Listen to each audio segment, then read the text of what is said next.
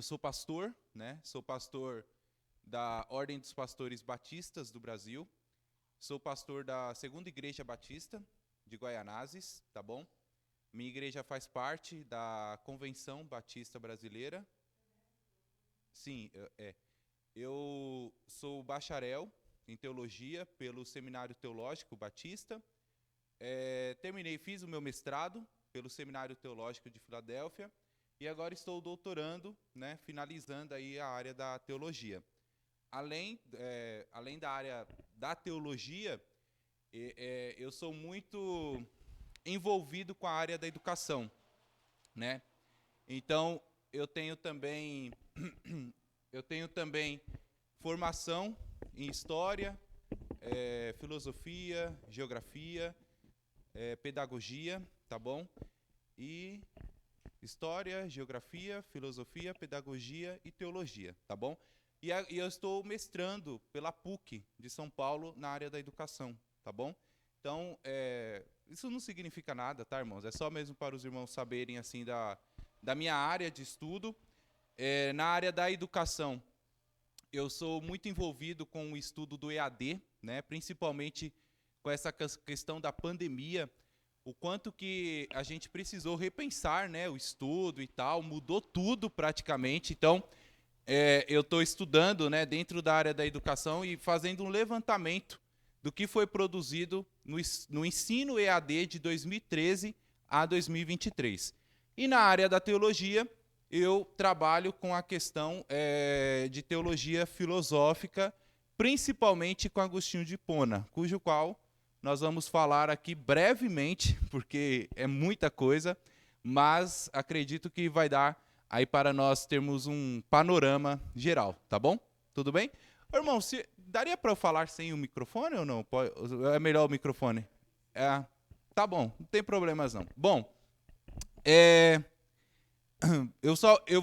o pastor Aldo pediu para eu dar continuidade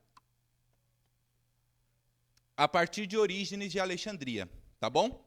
Mas antes, nós vamos orar ao Senhor, com certeza, né? Porque se nós não tivermos oração, se nós não tivermos direção do Senhor, né? Nada proveitoso vai acontecer, tá? Quem é o pastor Bruno? 29 anos, tenho 29 anos, tá bom? Fui ordenado ao ministério pastoral com 22. Comecei a estudar teologia com 17, logo quando eu terminei o ensino médio. Sou casado com a Rebeca. Nossa, eu coloquei... Não, estava a foto dela. Eu não sei o que aconteceu. Eu acho que eu mandei o slide que não estava. Meu Deus. Ainda bem que ela não está aqui, irmãos. Não, mas tem. Mas tem. Oi? O daí tá, né? Olha aí, ó. O daqui tá, ó. Tá vendo? Aqui está a foto da minha igreja. Tá bom, irmãos? Aqui está a foto do logotipo da minha igreja, é claro, né? Importante. Tá bom? Sou corintiano, certo?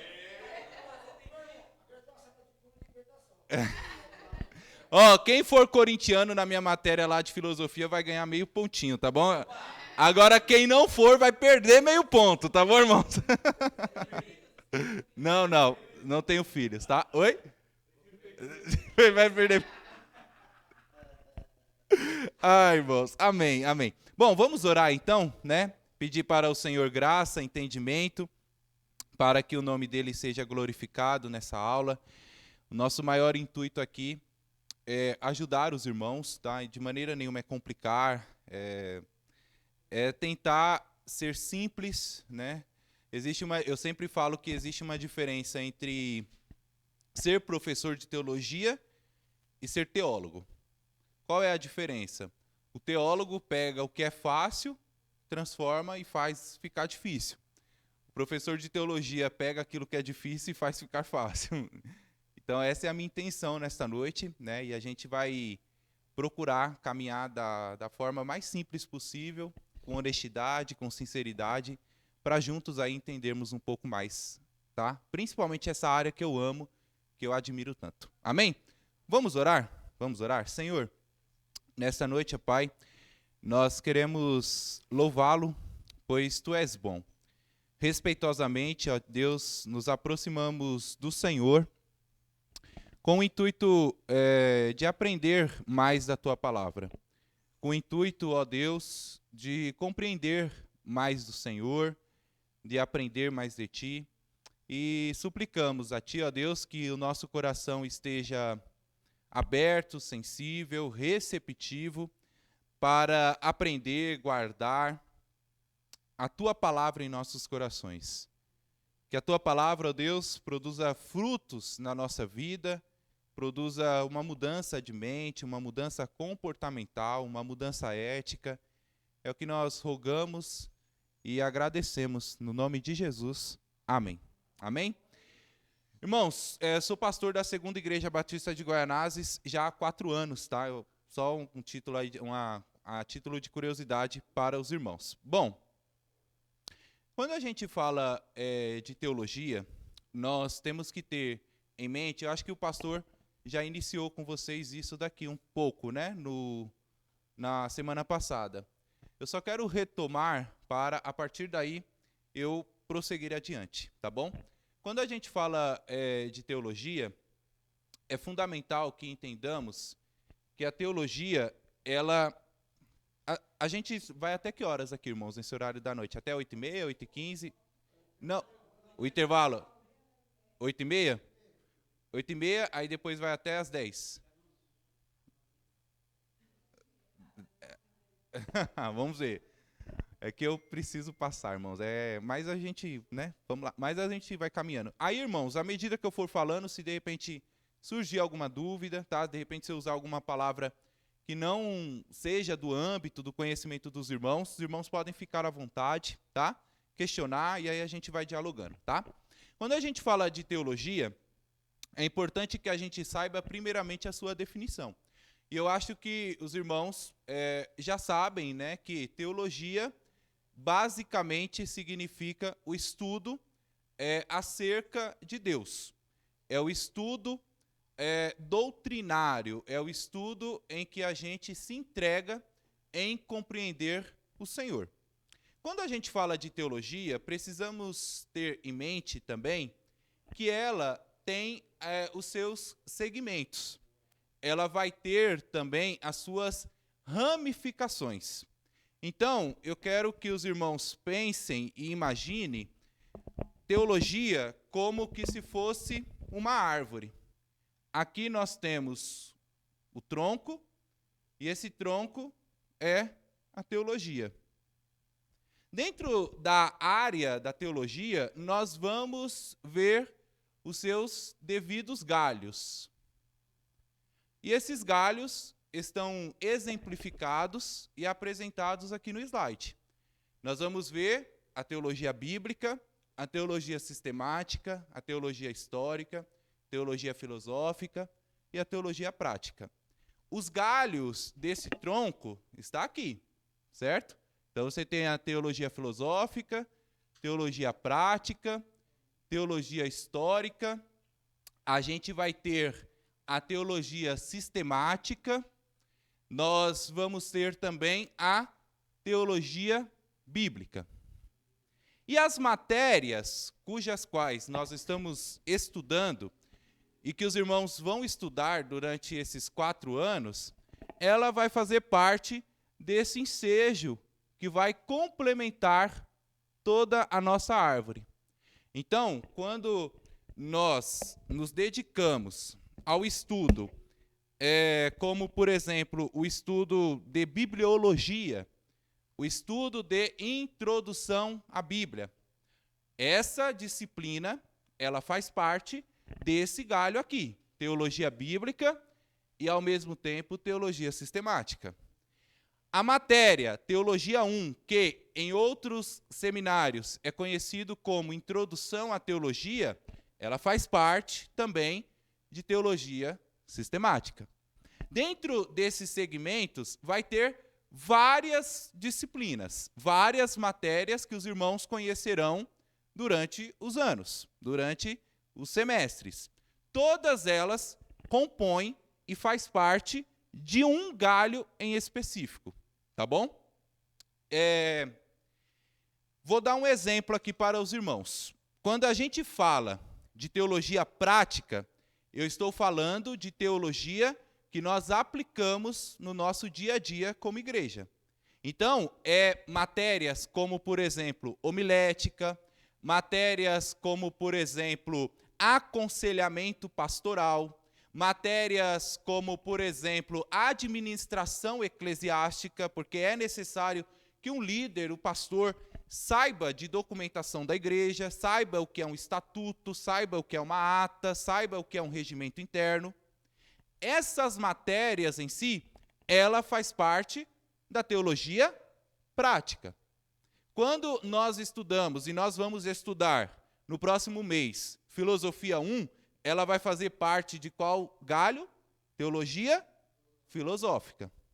Portanto, nós temos que considerar e já amarrar no nosso intelecto que a teologia, ela é uma matéria interdisciplinar. Sabem o que significa interdisciplinar? Que ela dialoga, que ela se relaciona com todas as outras ciências em sua volta. Com isso, a gente quebra essas ideias preconceituosas, erradas, equivocadas, de que, por exemplo, estudar filosofia vai deixar o crente ateu. Já ouviram pessoas falando isso? Que estudar filosofia vai deixar o crente meio perdido. Estudar história, então, vai virar comunista. Não é? A teologia é uma matéria interdisciplinar. Vocês terão uma outra matéria também, como, por exemplo, História da Igreja. História da Igreja, e aí eu recomendo já um livro, né, do grande autor Justo Gonzalez, tem o volume 1, volume 2, livros assim um pouco grossos, mas que tem um enriquecimento, uma contribuição enorme, faz parte desse ensejo. Ela vai entrar dentro dessa área aqui, ó, dentro desse segmento, dentro dessa ramificação desse pequeno galho. Tudo bem? Então, o que o seminário propõe aqui para os irmãos é um estudo em teologia baseado na interdisciplinariedade com outras ciências. Por isso é que nós vamos estudar história, é por isso que nós vamos estudar filosofia, é por isso que nós temos que ler ateus, por isso que nós temos que ler outras vertentes, outros pensamentos, para que a nossa teologia seja consolidada, seja ortodoxa, seja uma teologia palpável e uma teologia estruturada na palavra do Senhor, tá? Eu vou avançar, porque certamente o pastor já falou sobre isso. Eu coloco e apresento, esses slides são meus, tá, irmãos? O pastor que... Justo L. Gonzalez, tá bom? História do Cristianismo, tem 2 volumes, tá? Tem ele em PDF, é um livro grosso, tá, irmãos? O volume 1 vai falar do século I até o século XV, e o volume 2 vai falar dos séculos XVI até os dias de hoje. Justo Gonzalez. Aqui, ó. Justo L.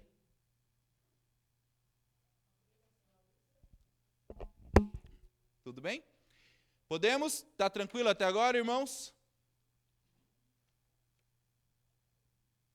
Eu apresento e coloco uma frase do grande Timothy Keller, que ele diz assim, ó, nós não estudamos teologia para sermos conhecidos, mas para conhecermos o Deus que nos conhece e nos ama. Se eu pudesse indicar uma referência bibliográfica para os irmãos, no quesito de teologia sistemática, e é importante nós voltarmos aqui e pontuarmos uma coisa importante, irmãos. De todas as disciplinas que os irmãos terão na ementa, no segmento de 4 anos, a prioridade das matérias vai girar em torno de teologia sistemática. Tá? Teologia histórica, teologia filosófica, prática, vai ter matérias? Vai. Mas o foco, não só aqui, mas em todos os seminários, tem que estar em torno da teologia sistemática. Por quê? Porque a teologia sistemática trata diretamente com doutrinas.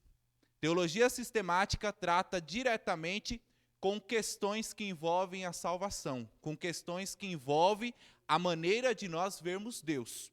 É claro que a teologia filosófica nós podemos cometer alguns erros, É claro que na teologia bíblica a gente pode cometer alguns equívocos, mas na teologia sistemática não pode em hipótese alguma. Como assim, pastor? Por exemplo, cristologia é uma matéria que compõe a teologia sistemática.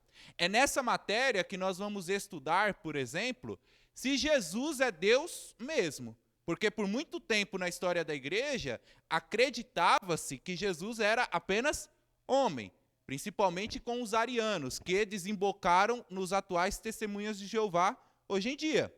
Por muito tempo, a igreja pensou e acreditou dessa forma. Houve muito conflito, houve muita...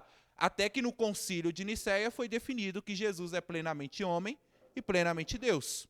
Então, a cristologia faz parte da teologia sistemática, e não só ela, mas várias outras disciplinas, porque está relacionado com a questão doutrinária, está relacionado com questões de fé, questões em que nós não podemos titubear e que nós não podemos ter dúvida. Tem que ter bem claro, bem objetivo, bem sistemático. O nome já diz, sistemático, ou seja, não foge dali.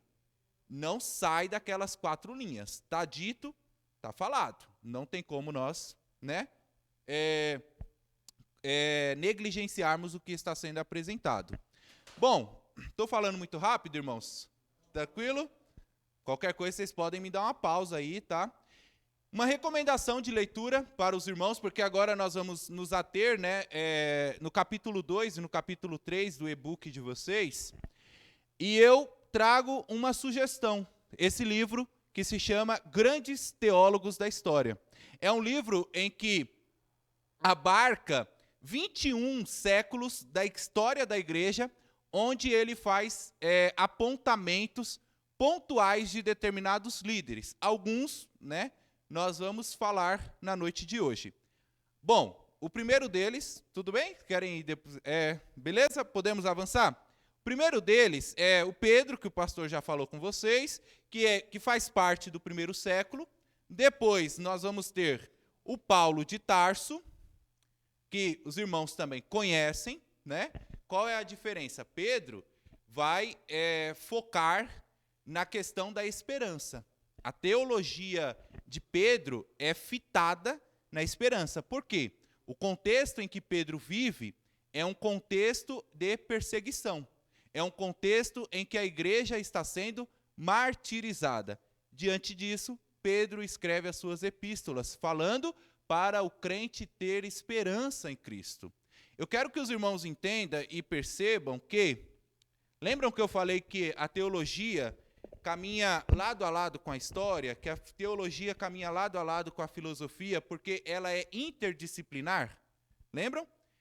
É importante que os irmãos saibam que as formações teológicas, as formações de nós vermos o mundo, ela vai caminhar de acordo com os eventos históricos vão sendo apresentados.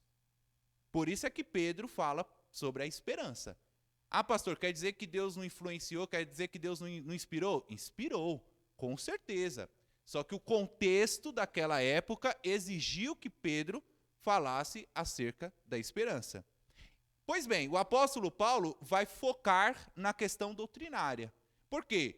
Uma vez que a igreja está passando por um momento em que ela aguarda a volta de Jesus Cristo, ela começa a questionar: será que Jesus Cristo vai vir? Porque em Atos dos Apóstolos, o que nós identificamos é o quê?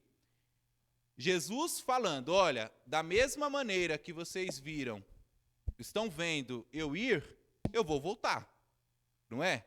O problema é que passa 10 anos e Jesus não volta.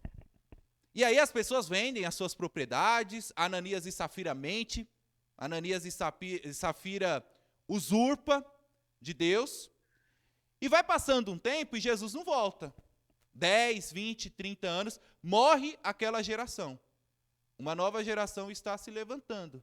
Precisamos ensinar o evangelho. Precisamos deixar claro o que é justificação. Precisamos deixar claro o que é estar em Cristo, o que é viver com Cristo. É aí que o apóstolo Paulo organiza essa questão doutrinária, cujo qual vai compor o Novo Testamento. Tá bom? tem um livro muito bom que fala sobre isso, que se chama Introdução ao Novo Testamento, do John Broadus, tá bom?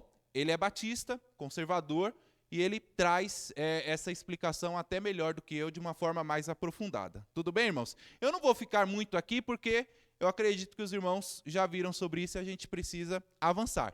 E aí, nós vamos conhecer um indivíduo, porque, vejam, depois do apóstolo Paulo, vamos que dizer assim, a geração apostólica morre.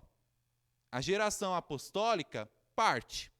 É necessário que agora novos líderes venham aparecer para dar continuidade na formação doutrinária, na formação estruturada, vamos que dizer assim, da teologia. É nesse momento que vai aparecer o conhecido Orígenes de Alexandria. Eu vou pedir licença para os irmãos, eu só vou fazer uma linha do tempo aqui, tá? Só para ser didático, tudo bem? Só para... Você tem aqui, ó, no primeiro século, Pedro. Você tem aqui no primeiro século, Paulo. Mas agora, no segundo século em diante, nós vamos ter alguns teólogos, que inclusive o Orígenes de Alexandria foi e era uma referência naquela época. Ele era um Hernandes Dias Lopes, vamos pensar assim. O Orígenes de Alexandria chama a nossa atenção, e ele está aqui, ó, no segundo século, tá bom? Eu vou colocar o nome dele aqui, ó, Orígenes. Ele chama a nossa atenção porque ele vai ser o primeiro indivíduo a escrever uma obra de apologética. Sabem o que significa apologética? Defesa da fé. Ele vai escrever uma obra chamada Contra Celso. Por quê? Havia dentro da igreja um indivíduo chamado Celso que estava trazendo heresias. E o Orígenes de Alexandria escreve para combater esses ensinamentos equivocados, esses ensinamentos errados. Orígenes de Alexandria era e foi uma bênção naquele contexto, naquele tempo. Entretanto, nós precisamos levar em consideração que Orígenes estava escrevendo em um contexto muito diferente do nosso, irmãos. Concordam? Hoje nós temos apoio bíblico, hoje a gente tem comentários bíblicos, hoje nós temos seminários de teologia, nós temos pastores, nós temos o YouTube. Orígenes não tinha isso. E Orígenes errou na questão do método de interpretação bíblica. Por quê? Orígenes vai criar uma interpretação alegórica das Escrituras. Para Orígenes, a interpretação bíblica, ela passa por 3 níveis. Quais são os 3 níveis que Orígenes nos traz? Primeiro, o texto tem que ser entendido de forma literal. Depois, esse texto tem que ser entendido de forma moral, para depois você ir para a esfera espiritual. Por que Orígenes desenvolve esse método? Para combater Celso. Para combater as heresias que já estavam aparecendo ali naquele contexto. Que heresias, pastor? Será que Jesus é Deus? Se ele falou que ia voltar, por que ele não voltou até agora? Não só essa, mas muitas outras. O método de interpretação dele é muito bacana. Porém, dá uns problemas enormes. Problemas esses que foram visibilizados aqui, ó. Conforme eu apresento para os irmãos essa pequena curiosidade. Ele chegou a se castrar, literalmente, em obediência a uma leitura do texto de Mateus, capítulo 19, versículo 12. Ele interpretou a Bíblia de uma forma errada, que ele chegou a cortar o seu pênis, se castrar, porque entendeu de forma errada, né? Para ele, a Bíblia, ela passa por 3 níveis. Primeiro é o literal, depois o moral e depois o espiritual, ou seja, por fim tem que chegar em Cristo. O problema é que nem todo texto da Bíblia dá para fazer isso. Com José dá para fazer. Com Moisés dá para fazer. Com Josué dá para fazer. Agora, você vai pegar, sei lá, texto de Levítico, que vai falar lá das proibições, como é que você vai chegar em Cristo ali? Não tem como. E aí você vai ir para um caminho alegórico, para um caminho fantasioso, vai acabar forçando o texto. Entretanto, foi uma resposta que Orígenes de Alexandria trouxe naquele contexto para tentar responder a Celso e muitos outros hereges que estavam aparecendo na época. A frase dele, né, que resume esse pensamento é essa. Ele escreveu isso e ele disse isso. A leitura das Escrituras deve nos conduzir ao Logos, ao Verbo de Deus, que é Cristo. É lindo, tá certo? Mas temos que ter cautela. Não é bem assim, porque senão nós vamos acabar forçando determinados textos. Tudo bem? Entenderam? Oi? No que a senhora ficou mais em dúvida, assim?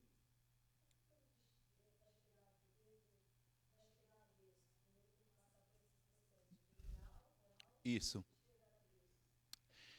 É assim, para ele, todo texto tem um ensinamento. Vou dar um exemplo de Gênesis 1, tá? Gênesis 1, na época, era questionado. Será que isso é literal ou figurado? Para ele, é literal. Bom, o primeiro ponto é isso. Segundo, esse texto tem que ser aplicado de uma forma moral para a nossa vida. Como é que esse texto tem que ser aplicado de forma moral? Aí é que complica. Terceiro, esse texto tem que falar de Jesus, em Gênesis 1 da criação. Onde é que está Jesus? E aí, nessa interpretação, é uma escada, irmã. Eu quero que a irmã perceba e veja que é como se fosse uma escada. Você não vai espiritualizar a Bíblia. Você começa a partir da literalidade. O problema é que tem textos que são metáforas e não são literais. Como, por exemplo, a ideia da castração. E aí ele foi lá e se cortou. Entenderam? Tudo bem? Podemos avançar? Vamos para o próximo.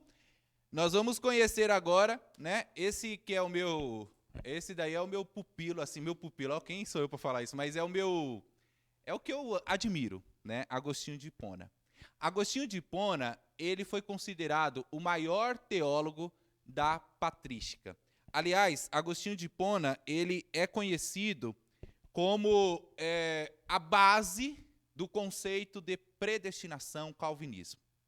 Não tem os irmãos que gostam de ficar brigando, né, com esse negócio de calvinismo, arminiano, Deus predestinou. Aí o pessoal vai tudo em Calvino, não é? Ah, é Calvino. Não. Calvino sistematizou a sua doutrina, mas ele teve uma base, e essa base é Agostinho de Hipona. Agostinho de Hipona, ele teve uma vida muito complexa.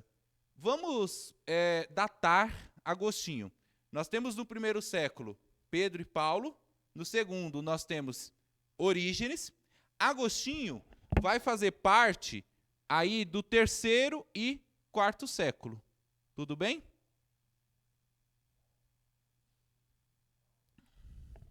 Tem um livro do Agostinho que se chama Confissões. Alguém já ouviu falar desse livro? É um livro maravilhoso. É um livro que Agostinho relata a sua conversão. Agostinho relata o momento em que ele se afastou de Deus, ele fala o que ele fez no mundo. Aliás, o livro Confissões está escrito assim, ó, livro 1, livro 2, livro 3, livro 4. Por quê? Porque naquela época o livro 1 representava como que se fosse um capítulo hoje, certo? Então o livro de Agostinho é um livro grosso e ele vai falar da sua experiência de vida. O livro se chama Confissões. Um outro livro também que Agostinho vai escrever se chama Cidade de Deus. Ele vai escrever muito, mas esses dois livros são assim mais sintetizadores da sua teologia, tá bom? O que Agostinho propõe, o que Agostinho apresenta? E aí é importante que saibamos o histórico de vida de Agostinho. Agostinho, ele tinha uma mãe chamada Mônica. Mônica era uma mulher temente a Deus. Mônica era uma mulher que tinha uma vida consagrada ao Senhor. Porém, na adolescência, Agostinho conheceu o pecado, irmãos. E assim, quando eu falo conhecer o pecado, não é falar assim, ó, pastor, parei de ir para a igreja, mas vou ficar em casa. Não, Agostinho era daqueles que conheceu o mundo, tá, irmãos? Literalmente. Oi? Literalmente, é isso. Se envolveu com as coisas mais pífias que esse mundo pode apresentar. E ele fala no livro dele, né, principalmente no livro de Confissões, que o que fez ele mudar, né, de vida em si foi a oração da sua mãe. Porque diz ele que quando ele chegava em casa bêbado, né, meio assim, desvairado das ideias, ele sempre presenciava sua mãe orando no quarto por ele. Nesse exato momento, Agostinho vai ler a Bíblia. E ele vai ler um texto que vai fazer com que ele se converta. E esse texto é Romanos, capítulo de número 13, versículo 13 e o versículo de número 14. Quando Agostinho lê esse texto, Agostinho se converte. Agostinho, ele tem uma experiência verdadeira com o Senhor. Pode falar. Claro, Romanos, capítulo 13, versículo 13 ao versículo 14.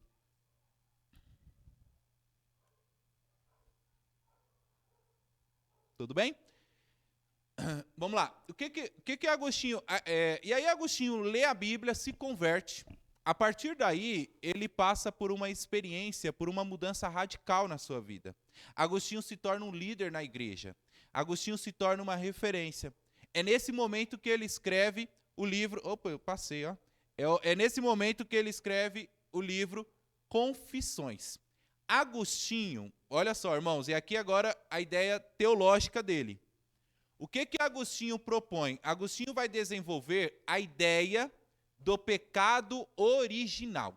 O que é a ideia do pecado original? Que nós estudamos também em harmatiologia. O pecado original é que, para Agostinho, uma vez que o homem pecou, uma vez que o homem falhou, em Gênesis, capítulo de número 3, esse homem não consegue ir até Deus se Deus assim não o buscar.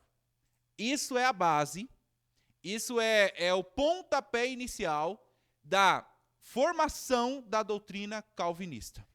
Agostinho fala, olha, Deus me resgatou. Por que ele fala isso? Por que ele desenvolve o conceito de pecado original e da graça de Deus de uma forma mais aprofundada? Por causa do seu histórico de vida. Agostinho, ele olhava para a sua vida, após convertido, obviamente, e ele entendia e falava, olha, onde eu estava, não era possível eu ter uma concepção de que Deus me ama. O fato de eu estar hoje aqui é porque Deus me resgatou. É porque Deus trabalhou, é porque Deus efetuou a sua obra. Para ele, o pecado original fez com que o homem não tivesse condições de se erguer para ir ao encontro de Deus, se Deus assim não o fizer primeiro. Se Deus assim não quebrar o coração desse homem primeiro. E aí ele usa o exemplo da sua mãe, a Mônica, porque quando ele chegava em casa, Mônica estava orando para que o seu coração fosse quebrado. Uma frase que exemplifica isso é essa daqui, ó. Nos fizeste para ti. Inquieto está o nosso coração, enquanto não repousa em ti. Entenderam? A base, a origem do pensamento calvinista não está em Calvino, está em Agostinho. Livro 1 significa capítulo 1. Confissões de Agostinho, ele apresenta a ideia de pecado original e da graça. E a Bíblia dá base para isso? Dá. A Bíblia fala isso. O Senhor Jesus, em determinada ocasião, falou que ninguém vem a mim se o Pai não o trouxer. Será que Agostinho está certo? Aí as questões teológicas que nós temos que discutir. Podemos avançar? Anselmo de Cantuária, tá? Nós estamos ainda no capítulo 2 do e-book. E aí a gente vai dar um salto. O Anselmo de Cantuária, ele vai fazer parte aqui, ó, do século XI, perdão. Século XI, século XII, tá bom? Ó, Anselmo de Cantuária. Bom, o que é importante a gente saber aqui, irmãos? A igreja, ela era maravilhosa no princípio. Até o 3º século da era cristã, a igreja, ela era perseguida. A igreja, ela passou por severas perseguições, principalmente com Domiciano, com Nero e muitos outros. A partir do 3º século, as coisas mudam. Por quê? Uma igreja que até então era perseguida, passa a ser perseguidora.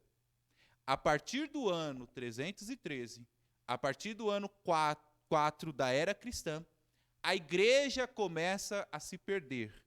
A igreja começa a se envolver com política. A igreja começa a perder as suas origens, a sua doutrina. Nesse exato momento, a igreja começa a idolatrar santos, começa a apresentar ideias de que você deve pagar para ser salvo. A igreja começa a se corromper, pensando apenas no dinheiro. Não é à toa que certo historiador, fugiu o nome dele agora no momento, ele disse o seguinte, olha, a igreja no 1º século, ela não tinha prata e não tinha ouro, mas ela tinha autoridade para dizer, levanta-te e anda. A igreja dos séculos seguintes, ela vai ter prata e vai ter ouro, mas não vai ter autoridade para dizer, levanta-te e anda. A igreja vai crescer de uma forma assustadora no quesito estrutural. Sabem por quê as igrejas católicas são grandes? Já pararam? Alguém já foi naquela igreja católica lá da Sermons? Enorme, não é? Vocês sabem por que as igrejas católicas têm essa arquitetura gigante, essa mensagem, né, de que ela é grande, que o espaço é enorme? Por quê? Porque Deus é nosso Pai e a igreja é a nossa mãe. A ideia de entrar numa igreja católica é que o homem se sinta pequeno diante de Deus. É que o homem se sinta ineficiente, ineficaz diante da grandeza de Deus. Todas as igrejas católicas, ou pelo menos a maioria delas, estão normalmente na onde? No centro da cidade. Por quê? Como dizia Michel Foucault, ela é o olho que tudo vê. A igreja acompanha o movimento da cidade. A igreja sabe a hora que as pessoas iniciam a sua jornada de trabalho e a hora que ela termina. Estão vendo que a igreja começa a perder a sua perspectiva espiritual. A igreja começa a se corromper. A igreja começa a controlar a vida das pessoas. E aí surge Anselmo de Cantuária. Anselmo de Cantuária é uma referência e ele vai desenvolver a ideia da teoria da satisfação. Ou seja, para Anselmo de Cantuária, o ser humano só vai ser satisfeito, o ser humano só vai ser completo, só vai ser redimido através da graça, através da misericórdia do Senhor. Quando ele diz Deus é aquilo do qual nada maior pode ser concebido, ele está criticando a Igreja Católica, porque a Igreja Católica está querendo ser maior do que Deus. A Igreja Católica está querendo ser soberana. A Igreja tinha o controle. A Igreja mandava e desmandava. A Igreja era onipotente, onipresente. A Igreja estava em todos os lugares. A Igreja sabia de tudo. A Igreja matava, a Igreja dava vida. Anselmo de Cantuária se levanta e fala assim, olha, Deus é aquilo do qual nada maior pode ser concebido. Por quê? A nossa angústia, a nossa inquietação, ela só vai estar preenchida pelas misericórdias e pela graça do Senhor. Anselmo de Cantuária, inclusive, ele vai fazer uma crítica muito forte com a questão da liberdade da igreja. Anselmo de Cantuária é uma das vozes que clama no deserto naquele período, que fala assim, olha, igreja tem que ser igreja e política tem que ser política. Tem que haver uma separação. Tem que haver uma dissociação. Está claro o que eu estou falando aqui, irmãos? Esse negócio de envolver política com igreja é problema. É problema. Quando a gente, que nem eu falo por experiência própria, né? Eu estou lá na segunda de Guaianazes e eu tenho lá irmãos que são bolsonaristas e eu tenho irmãos que são petistas. Ah, pastor, mas, eu tenho minha opinião política, mas eu preciso respeitar o meu irmão. Meu irmão toma café comigo todos os domingos de manhã, meu irmão está comigo orando ali todas as quintas-feiras, o irmão, às vezes, que eu batizei o filho dele, irmão que eu estou discipulando. Se eu começar a propagar, trazer políticos, eu vou arrumar um conflito desnecessário para a igreja. E a igreja católica, ela começa a se perder aí. É a partir daqui que começa a ideia do absolutismo. Já ouviram falar disso? Sabem o que é? O que é o absolutismo aí, irmãos? Vamos lá? O que é o absolutismo? O absolutismo era que os reis foram constituídos por Deus. O absolutismo foi isso. Quem é que dava a autoridade e a autonomia para o rei fazer o que quiser em nome de Deus? É a igreja. A igreja, porque a igreja começou a se envolver com política. E onde tem política, tem corrupção. Onde tem política, tem lavagem de dinheiro. Onde tem política, tem mentira. Pois bem, meus irmãos, é isso que aconteceu na igreja católica. Aliás, o nome católico significa universal. Não existia Assembleia de Deus, não existia batista, presbiteriano, não existia nesse tempo. Tá bom? Então a igreja, ela começa a se perder e Anselmo de Cantuária é uma das vozes que clama no deserto para falar, isso está errado, a gente precisa mudar. E aí ele vai desenvolver a teoria da satisfação, a teoria da expiação, a teoria de que, embora que assim, o pecado desonra o nome de Deus, e só o que pode mudar isso é a graça do Senhor, e eu sou preenchido por Deus e não pela igreja. Deus está acima da igreja. Deus está acima de qualquer coisa, acima de qualquer ideia, acima de qualquer pensamento. Isso vai preconizar na vinda do próximo camarada, que é o grande Tomás de Aquino. Tomás de Aquino, alguém já ouviu falar sobre ele, irmãos? O que vocês já ouviram falar aí sobre o Tomás de Aquino? O que vocês podem falar aí?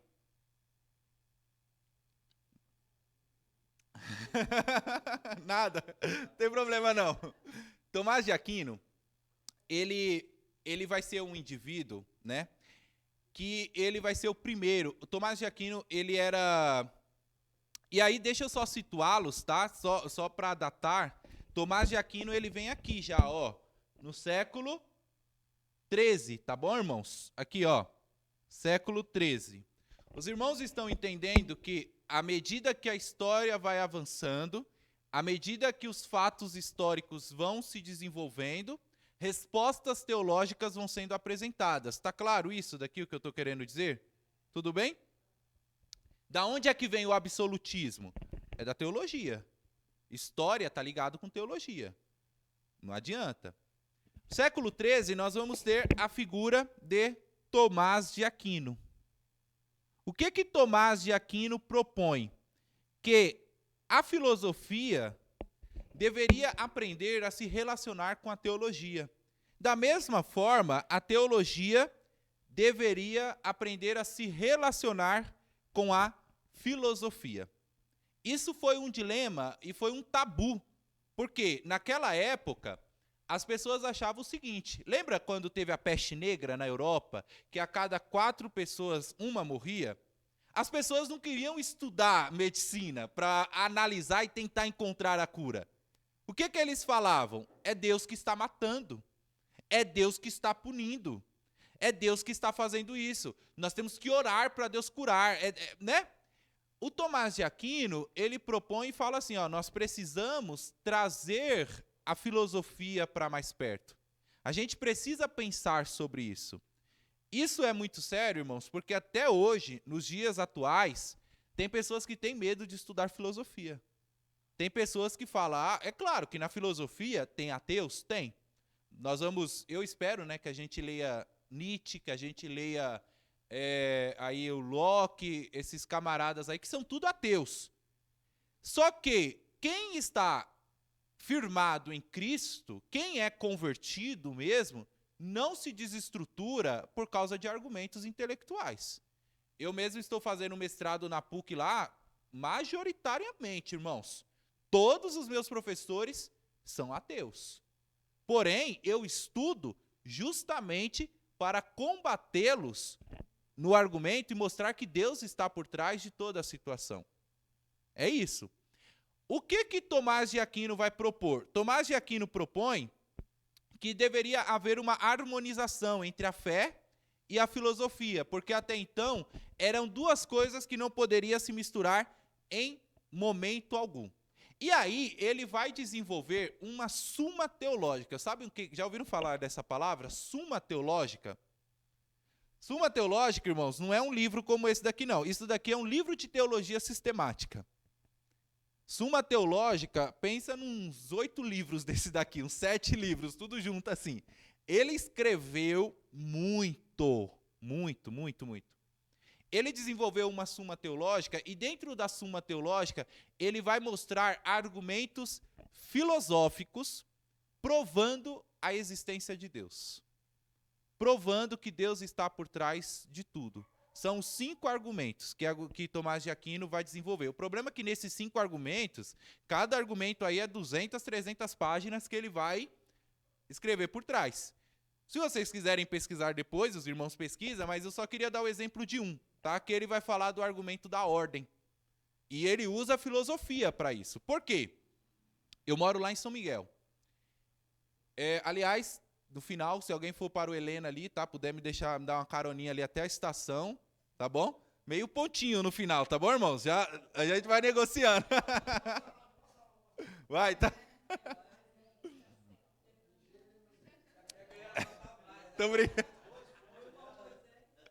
Tô brincando, esses irmãos é uma bênção.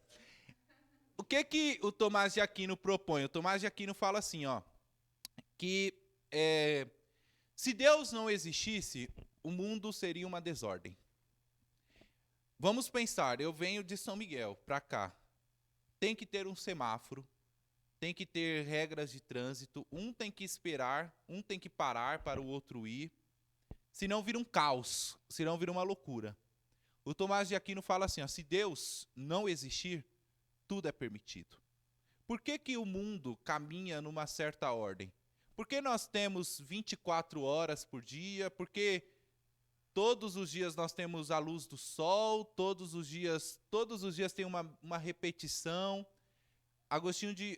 Tomás de Aquino fala, é Deus que está por trás disso tudo. É o argumento da ordem.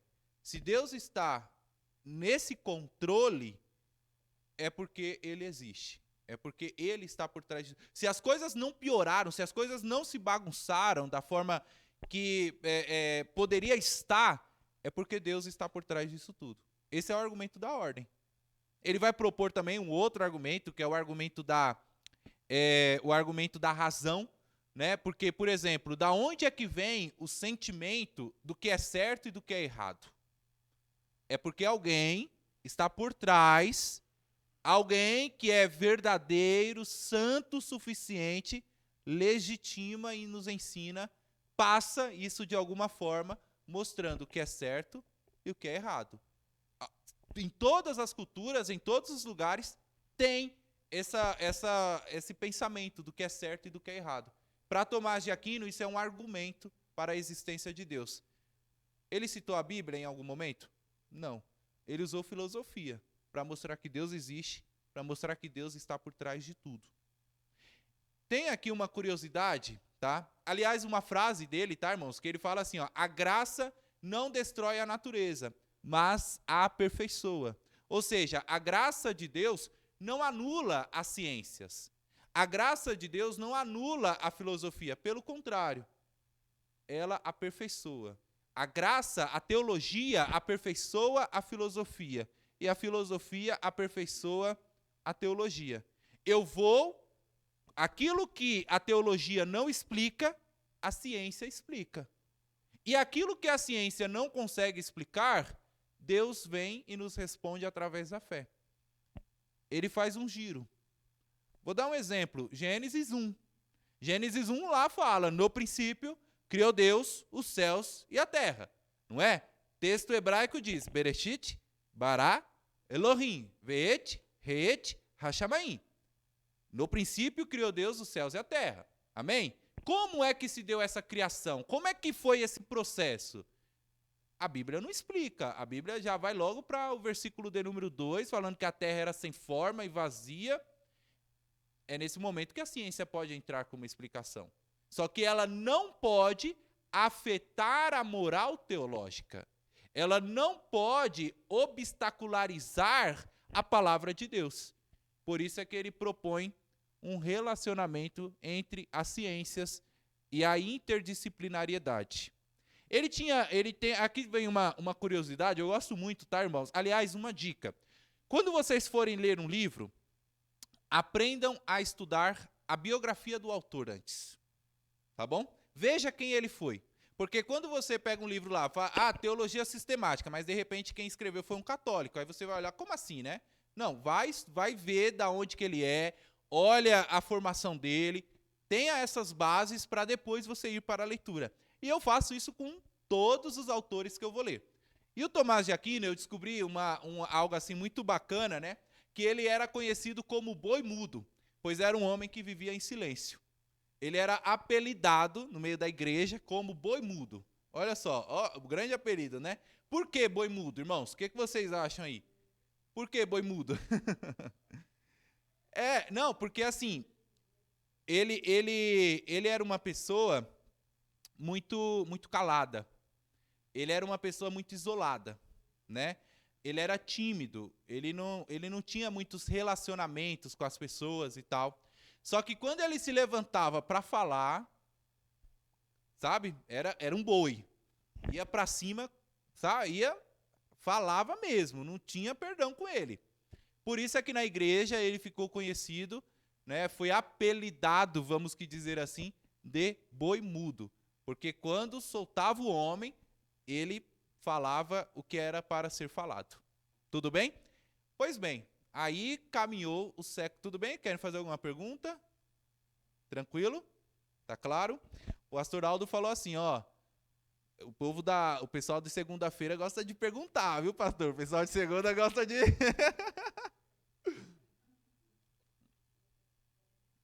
Bom, então aqui nós estamos já no século XIII, e nós estamos diante de um contexto em que a igreja está perdida, nós estamos diante de um contexto em que a igreja está envolvida com a corrupção, envolvida com a política, a igreja perdeu por completo a sua objetividade quanto à obra do Senhor.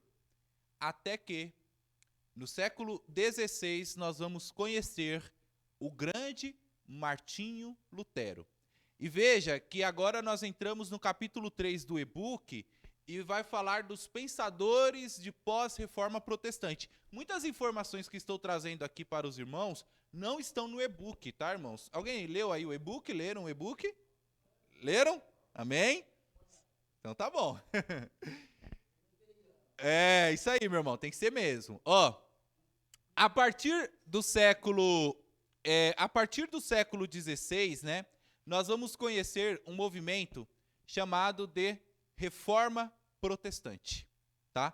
Tem um livro que eu recomendo para vocês que se chama A História da Reforma, do Bruce Stanley, tá?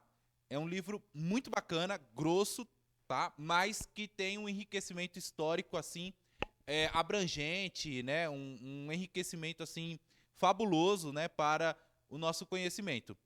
E o que foi a Reforma Protestante? A Reforma Protestante, ela vai romper com o catolicismo romano. ela vai romper com as ideias até então que foram desenvolvidas a partir do século XIII e que se encaminhou até o século XV. Pastor, a reforma protestante foi o primeiro movimento contra a igreja? Não. Importante deixar claro isso, porque às vezes as pessoas só acham que Martinho Lutero acordou numa bela manhã, deu a louca nele, né, e fez lá as 95 teses. Não. Dentro da igreja já havia movimentos que se opunham à teologia católica, ao que eles estavam fazendo. Porém, esses movimentos eram pequenos e muitas das vezes silenciados pela igreja como um todo. Tudo bem? Até que no século XVI vai aparecer o grande e famoso Martinho Lutero. Aí aqui vocês conhecem, né? O que vocês sabem aí do Lutero, irmãos? Um de cada vez. Vai lá, manda aí, irmão. Opa, boa. Ele foi o que traduziu, né, a Bíblia para o alemão diretamente, né? E aí, a partir do alemão, chegou para outros idiomas. Por quê? Porque antes, irmãos, a Igreja Católica se perdeu de uma tal forma que a missa era feita em latim. Tem noção do que é isso? Você não tinha noção nenhuma do que o pastor, o padre, né, na verdade, estava pregando lá. De repente ele estava te xingando, humilhando você, e você, amém, glória a Deus, né? Não sabia nada. E aí o Lutero, ele vai incendiar a Europa. O Lutero vai assim. Por quê?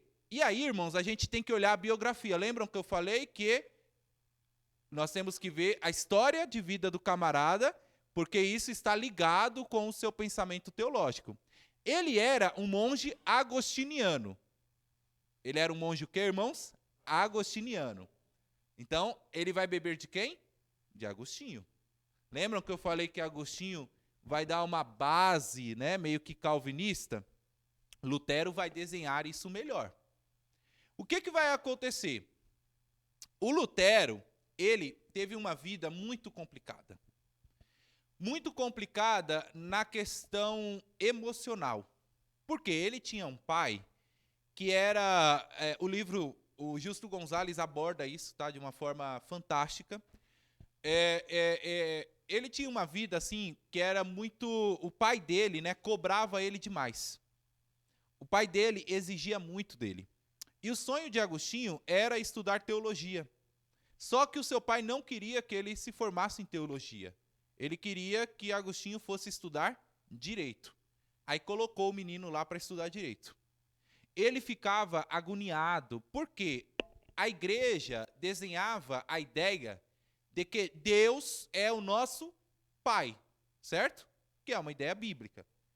Portanto, ele olhava para o pai dele como que se fosse Deus. E aí isso deixava ele inquieto, porque como é que pode um pai fazer isso com o filho? Como é que pode um pai maltratar o seu filho? E os historiadores, né, a história vai nos falar que ele ficava assim indignado. Ele chegava a rasgar os textos sagrados que falavam sobre a justiça de Deus. Ele pegava a Bíblia e rasgava a página, porque ele não entendia isso, ele não conseguia compreender. Ele falava, como é que pode um Deus ser tão justo, um Deus ser tão cruel dessa forma? Até que ele vai ler um texto da Bíblia que vai mudar toda a sua forma de pensar. Lembrem-se que a Igreja Católica propagava e defendia que a salvação era por meio das obras, não é isso?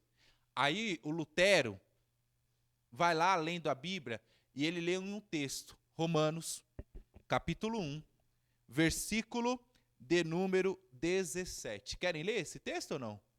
Leiam aí, vamos lá, irmão, só para eu tomar uma aguinha aqui, vai. Romanos, capítulo 1, versículo 17.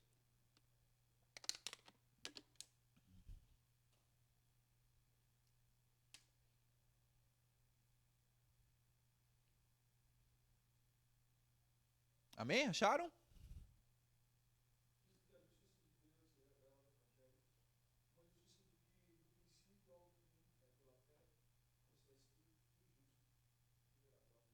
O justo viverá pela fé. Não é por obras, é pela fé. Lembram que eu falei que ele é um monge agostiniano? Lutero entende, Lutero percebe que a igreja está errada. Lutero compreende que o homem é justificado pela fé. Aliás, um conceito de teologia, tá? Vocês sabem o que significa justificação? O que seria justificação, irmãos? O que é justificação? O que é justificação? O que os irmãos acham?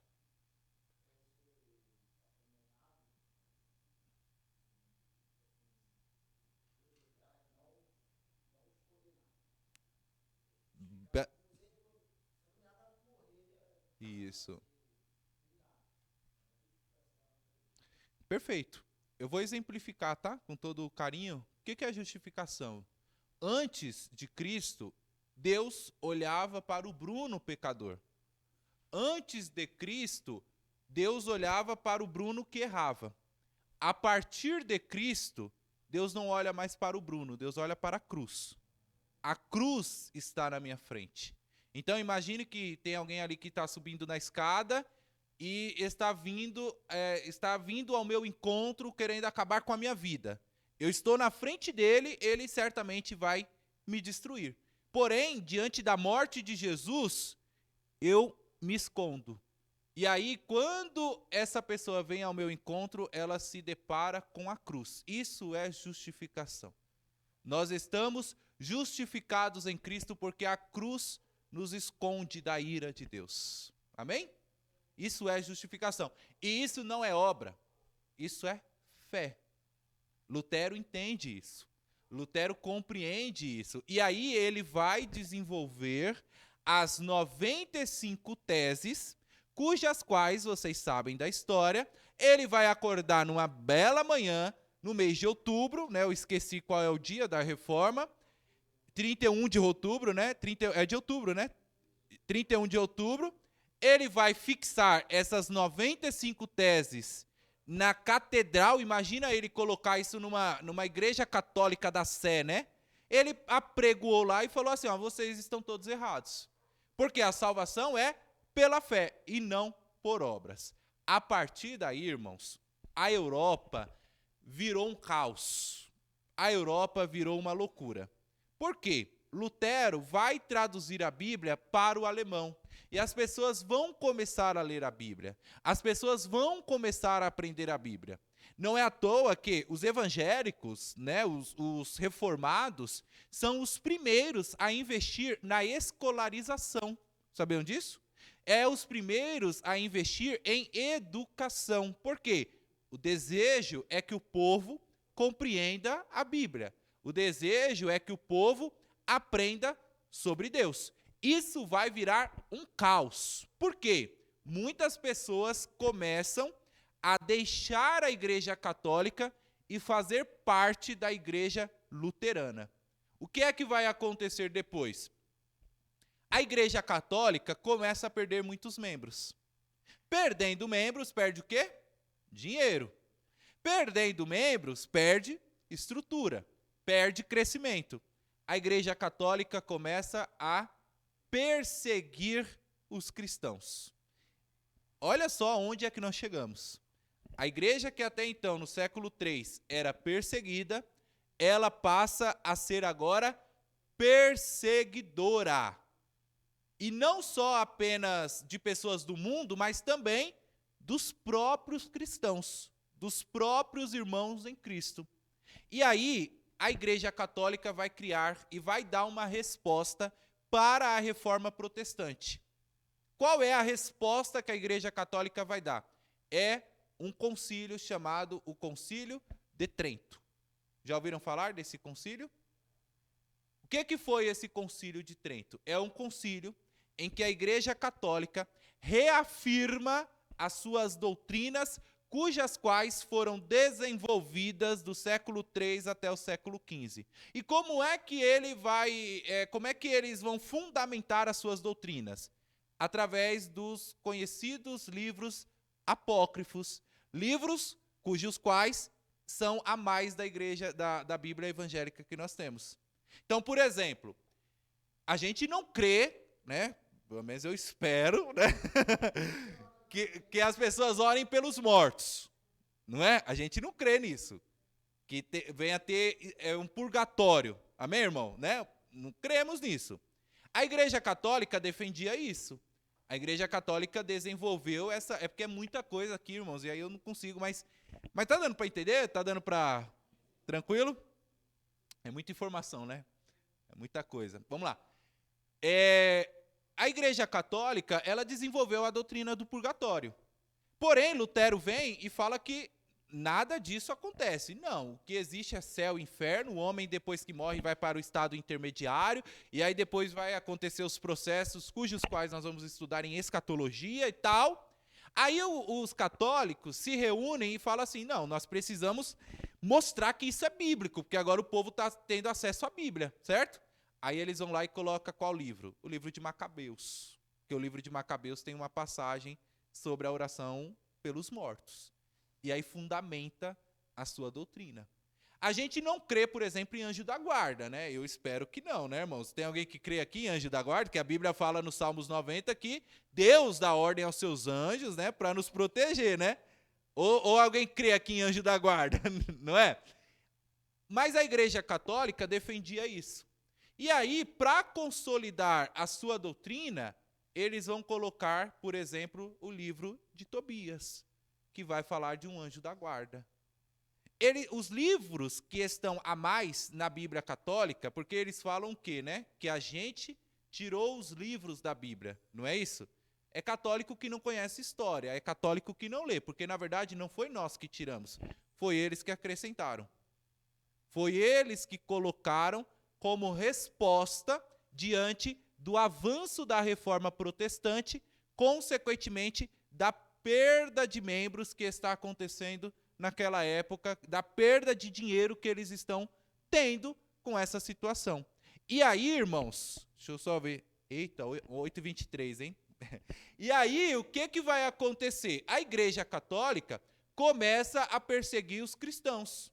A Igreja Católica começa a perseguir os protestantes. É nesse momento que os protestantes vão sair da Europa e vão ir para os Estados Unidos. É nesse momento que os protestantes vão sair daquela perseguição e vão chegar na América, formando ali igrejas, como, por exemplo, batistas, presbiterianos, vai formar os congregacionais, e aí eles vão descer depois para a América Latina, propagando o Evangelho. Então, o que eu quero que os irmãos entendam e percebam que a formação da nossa doutrina cristã, ela nasce a partir e dentro de um contexto histórico de perseguição.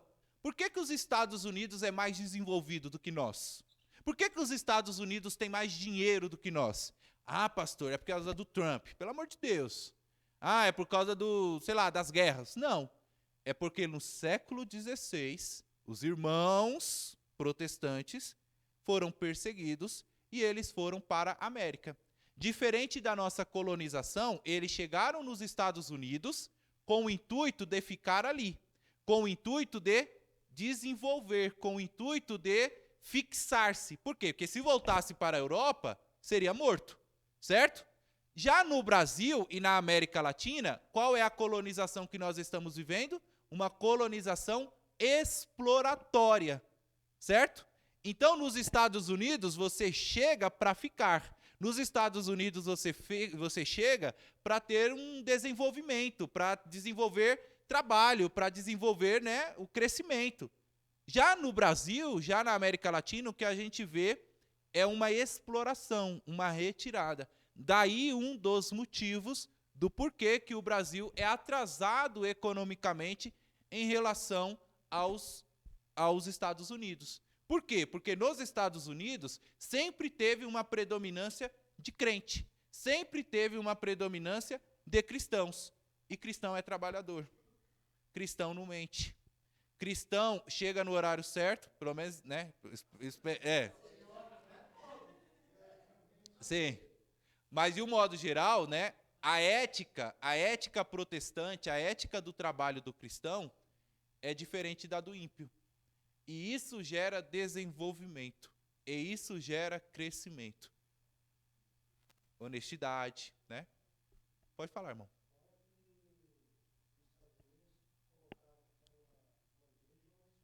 Sim, sim. E aí foi crescendo, né? A partir daí os irmãos foram se desenvolvendo e tal. Bom, tem uma frase, né, do Lutero que ele fala assim, né, que a palavra de Deus é a única fonte segura de autoridade em matéria de fé e prática. Eu acho que deixa claro, né, o que ele está querendo nos trazer aqui. Pode falar, irmão.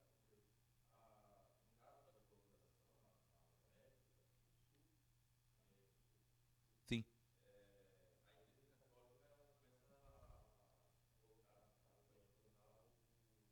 trabalho escravo. Isso. Tem. Ó, irmão, essa é uma área que eu estudo muito em educação. Questão do trabalho. Já deu o horário de vocês, né? Posso terminar? Posso às 5? Para o católico, a visão que ele tem do trabalho é diferente de nós cristãos. Pô, pastor, mas isso é simples. Não, não é, porque isso influencia a nossa vida como um todo. Para o católico, irmão, o trabalho é um resultado do pecado. Para o católico, o trabalho é porque o homem pecou, então o homem tem que sofrer. O católico, ele vai olhar o trabalho como algo penoso, como algo difícil, como algo labutoso. Por isso é que ele traz escravo, porque era irracional pensar em um cara como eu, pastor de igreja, líder de igreja, trabalhando. É surreal. Não, tem que ter alguém trabalhando para mim. Na perspectiva católica, o trabalho é algo que humilha o homem. É algo que o coloca para baixo, é algo que visibiliza o seu erro no Éden. Já para os protestantes, o trabalho dignifica o homem. Para os protestantes, o trabalho é algo que nos enobrece, porque Deus fez isso, Deus colocou o trabalho para eu me manter. A perspectiva, a visão é outra. Isso gera o crescimento, isso gera a mudança.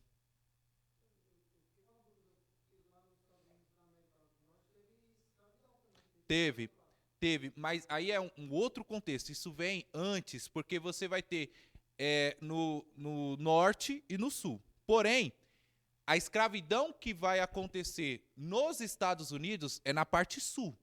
No norte não tinha uma escravidão, mas era velada, não era como que tinha aqui na América. Quando chega aos protestantes, isso vai mudando aos poucos. No sul é que tinha, né, uma escravidão muito forçada e tem resquícios até hoje, né? Por exemplo, grupos como Ku Klux Klan, que é totalmente racista, né, totalmente assim contra negros, está presente nos Estados Unidos até hoje, no sul. O sul dos Estados Unidos é extremamente racista. Extremamente racista. Começa a mudar um pouco a partir do norte. E quem é que promove essa mudança? É os cristãos como um todo, a partir da sua chegada. Deus abençoe vocês, bom café, tá bom? Daqui a pouco a gente volta.